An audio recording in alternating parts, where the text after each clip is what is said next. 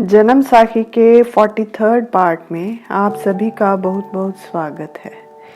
पिछली वीडियो में झंडे की असीम सेवा भावना के बारे में पता चलता है, कैसे वह संतों की सेवा के लिए अपना शरीर भी तुड़वाने को तैयार हो गया। झंडेबाड़ी का एक और प्रसंग जन्म साखी में आया है। एक बार गुरुजी यात्रा करते करते बिसियर देश में पहुंचे।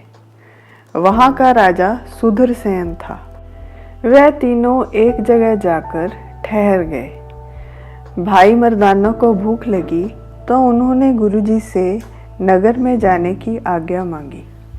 गुरुजी भाई मर्दाना से बोले, आप नगर में पाखर नाम के तरखान के पुत्र झंडाबाड़ी के पास जाकर भोजन की मांग करो। भाई मर्दाना आज्ञा लेकर नगर में चले गए। वहां उन्होंने एक आदमी से झंडेबाड़ी के घर का पता पूछा। वह आदमी भाई मर्दाना को झंडाबाड़ी के घर की तरफ लेकर चल दिया। रास्ते में बातें करते उसने अपना नाम इंद्रसेन बताया और यह भी कि वह वहां के राजा की बहन का बेटा है।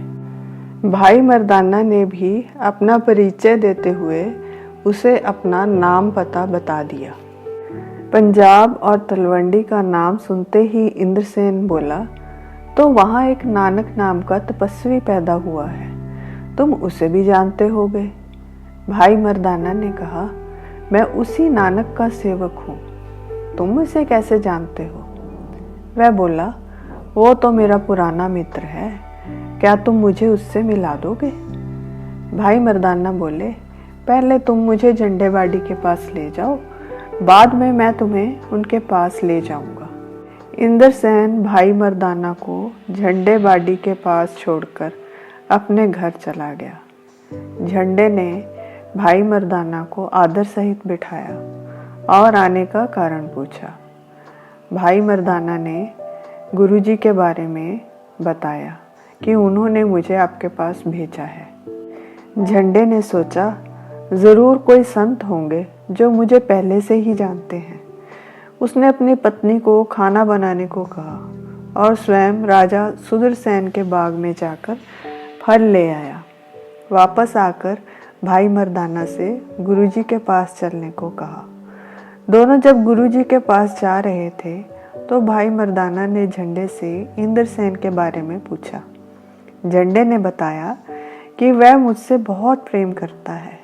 हम दोनों जब भी समय मिले एक जगह इकट्ठे होकर उस प्रभु की भक्ति करते हैं, यह हमारा नियम है। इतने में वह गुरुजी के पास पहुंच गए। झंडे ने भेंट स्वरूप वह खाना और फल उनके आगे रख दिए। गुरुजी ने पूछा, ये प्रसाद कहाँ से आया? झंडे ने उत्तर दिया, परमेश्वर ने भेजा है। तो गुरुजी ने मुस्कुराकर पूछा, क्या तुम परमेश्वर को पहचान सकते हो, जिसको खोजने के लिए ऋषि मुनि भी तपस्या करते हैं? तो झंडे ने उत्तर दिया, संत जी, मैं और इंद्रसेन मिलकर उस प्रभु के गुणगान गाते हैं, उसको खोजने की अभिलाषा बढ़ाते हैं। जब भी हमको पूरा गुरु मिल जाएगा, वो हमें प्रभु का स्वरूप दिखा देगा। गुरुजी ने कहा, जाओ और इंद्रसेन को बुला लाओ और खाने को 5 हिस्सों में बांटने को भी कहा। झंडा इंद्रसेन को बुलाने चला गया और जाकर उससे कहा, चलो, उस मर्दाना के गुरु नानक ने तुम्हें बुलाया है। इंद्रसेन ने कहा, मैं उसे जानता हूँ, वो मेरा पुराना मित्र है। झंडे ने हैरानी से पूछा, वह तो तुमसे 1500 कोस दूर रहता है, तुम इसे कैसे जानते हो? इंद्रसेन ने उत्तर दिया, जब मिलेंगे तुम्हें अपने आप पता चल जाएगा। जब वह दोनों गुरुजी के पास पहुंचे तो गुरुजी बोले, आओ भाई सत्कर्तार, आओ मेरे पुराने मित्र। झंडा हैरान रह गया कि यह तो हमें अभी मिले हैं, पुराने मित्र कैसे? उसने इंद्रसेन से पूछा। वह बोला, इन्हीं से पूछो, मुझे तो कुछ भी पता नहीं, अगर यह कोई निशानी दे तो पता चले।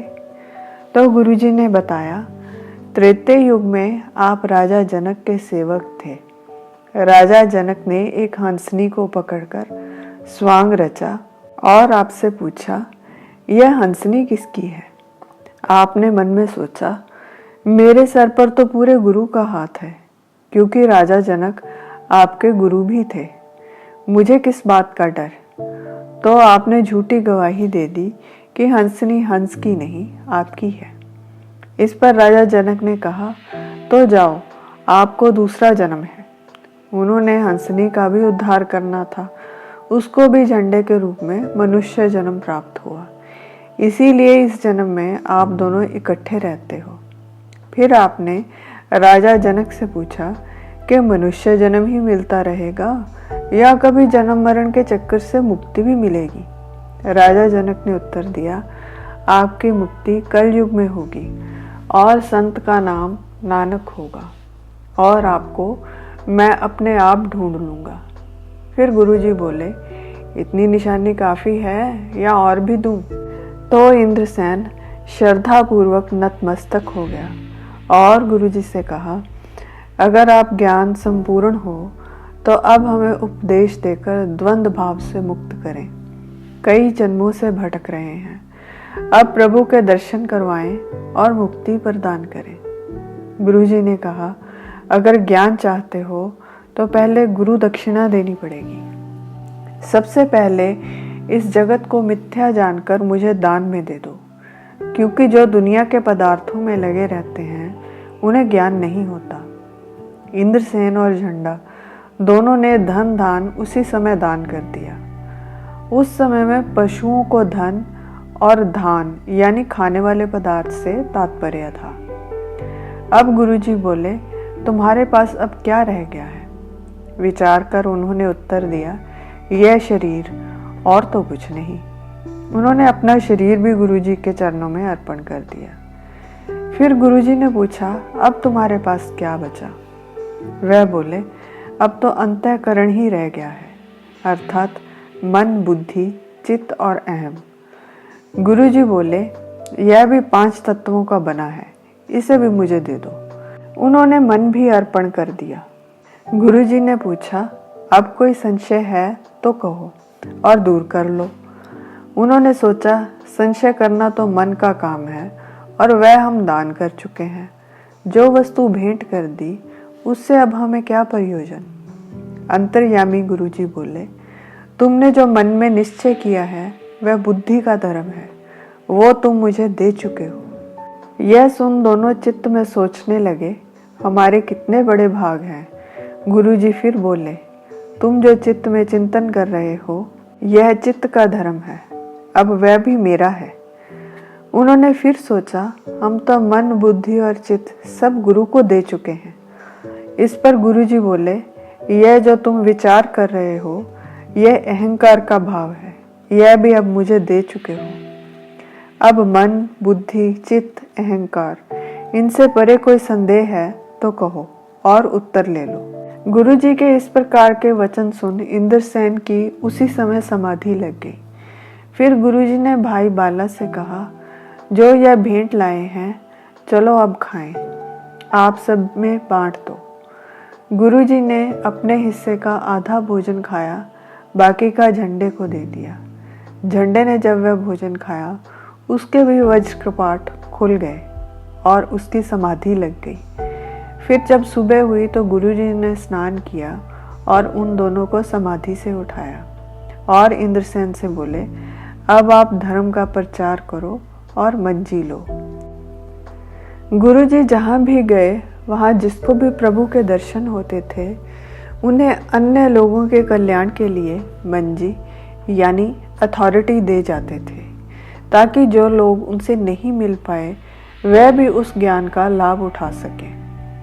इंद्रसेन ने कहा, अब तो मुझे सारा जगत झूठा लगता है, सभी में एक परमेश्वर है, ऐसा विवेक मुझे आपसे मिला है। आप कृपा कर झंडे को मंजी पर बैठाएं। इस तरह सारे नगर में यह बात फैल गई कि गुरुजी ने झंडे को मंजी पर बैठाया है और इंद्रसेन को भी मुक्त किया।